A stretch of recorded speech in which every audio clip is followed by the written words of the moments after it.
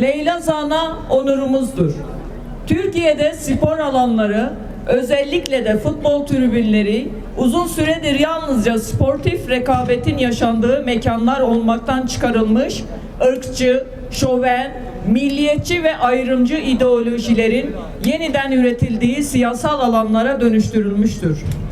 Bu dönüşüm kendiliğinden değil, yıllardır uygulanan inkar politikalarının cezasızlık pratiğini ve toplumsal kutuplaştırmayı derinleştiren siyasal dilin doğrudan sonucudur. Bursaspor taraftarlarının sicili bu açıdan yeni değildir.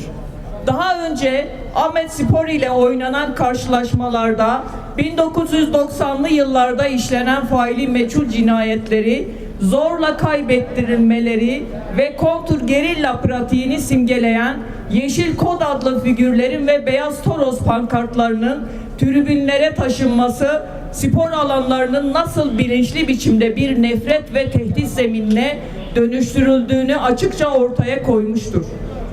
Bu semboller binlerce insan için yalnızca bir görsel değil, kayıpların, acıların, adaletsizliğin ve hala yüzleşilmemiş bir geçmişin simgesidir. Bu hafızanın tribünlerde yeniden dolaşıma sokulması açık bir provokasyon ve politik mesajdır. Bugün bu karanlık sicil Bursaspor-Somaspor maçında Sayın Leyla Zana'ya yönelik cinsiyetçi ve ırkçı tezahüratlarla devam ettirilmiştir. Bu saldırı münferit değildir ve bir grup taraftarın taşkınlığı olarak geçiştirilemez. Leyla Zana şahsında hedef alınan Kürt halkının siyasal temsili kadınların kamusal alandaki varlığı barış ve demokratik çözüm iradesidir. Bu yönüyle yaşananlar doğrudan bir nefret suçu niteliği taşımaktadır. Toplumsal barışın, demokratik çözüm tartışmalarının ve eşit yurttaşlık taleplerinin yeniden gündemde olduğu bir dönemde bu tür saldırıların artması tesadüfi değildir. Halkların bir arada yaşama iradesini tehdit olarak gören şoven ve ırkçı aklın bilinçli sabotaj girişimleridir. Tribünlerden yükselen bu dil yalnızca Kürt halkını ve kadınları hedef almamakta, aynı zamanda emekçilerin ortak mücadelesini, demokratik toplumu ve toplumsal dayanışmayı da hedef almaktadır. Cinsiyetçi küfür ve ırkçı saldırı aynı politik zeminden beslenmektedir. Kadınların kamusal alanda söz kurmasına tahammül edemeyen erkek egemen zihniyet ile Kürtlerin eşit yurttaşlık ve özgürlük taleplerini bastırmaya çalışan inkarcı anlayış aynı baskı rejiminin parçalarıdır.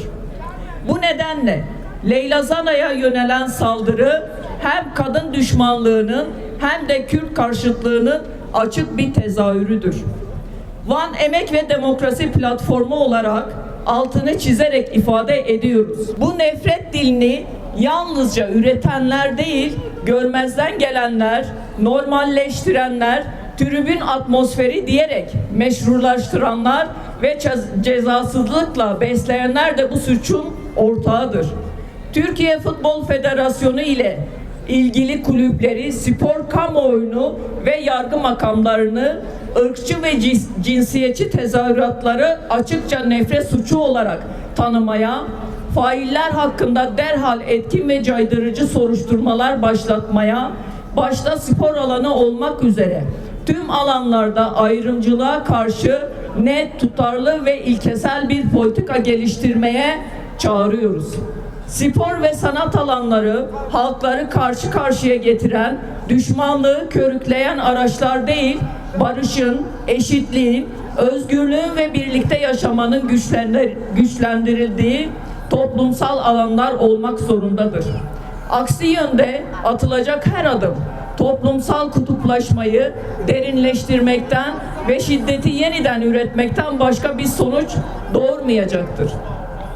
Leyla Zana şahsında barış mücadelesi yürüten tüm kadınların, Kürt halkının ve demokrasi güçlerinin yanındayız.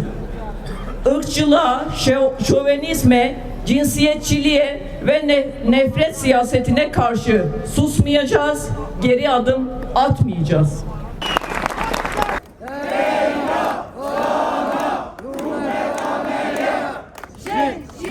Azadi, azadi, azadi,